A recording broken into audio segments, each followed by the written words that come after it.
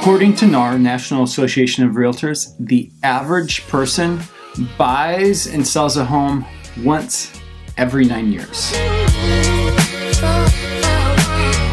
That means there's a 9-year gap from when someone needs us until they need us again. But the thing is, Catherine and I don't want to just help people with home buying and home selling. We want to help people with home owning. Now, some of our clients we get to help and answer questions for them way more frequently than that because they know that we're real estate investors and they potentially want to get involved in real estate investing or are already real estate investing and just have some other questions and want to know some resources and want to know what would we do in certain situations. But for others, if it's just a real estate transaction, if we help them buy a home here, that means that they don't need to sell until year 9. That's a big gap of when we get to talk to them again.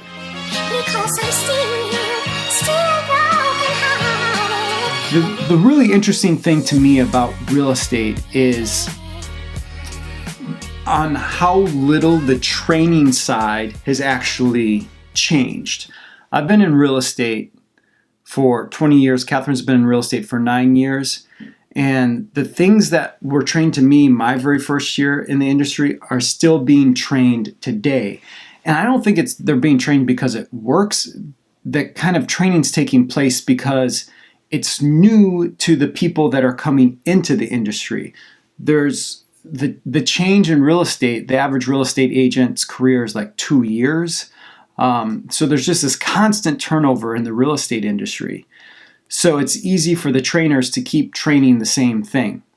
Might be the reason why there's such a high turnover is because the things that are being trained are not the right thing. It's besides the point. A lot of the training that takes place when it involves working with past clients or continuing to get business from them between that 9-year gap, or how to get referrals, how to get recommended to other people, is the basic thing is they tell you to pick up the phone and call people that you know, and you ask them, hey, who do you know who that needs to buy or sell a home in the next 30 days? By chance, who do you know that's been talking about moving lately? By chance, who do you know that's been talking about moving lately? Now that strategy could work for some people.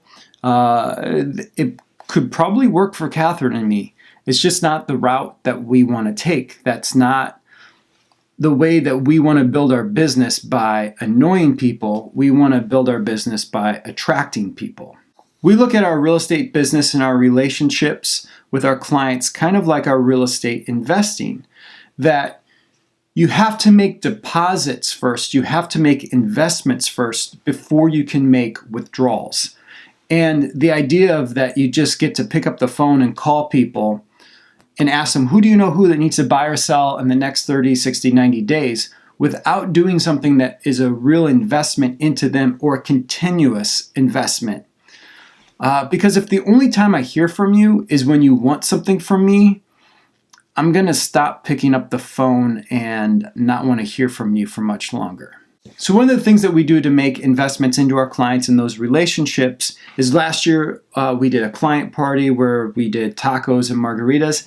This year we went a little bit different of a route. We did a photo session. We paid these photographers to show up for us and then let our clients book the sessions and show up and not have to worry about finding a photographer, paying the photographer, any of that. We took care of that for them. That's our way of investing back into our clients, saying thank you to them and continuing to grow our relationship to give us something in between that year 1 and year 9, a reason to keep in touch and to continue to nurture that relationship.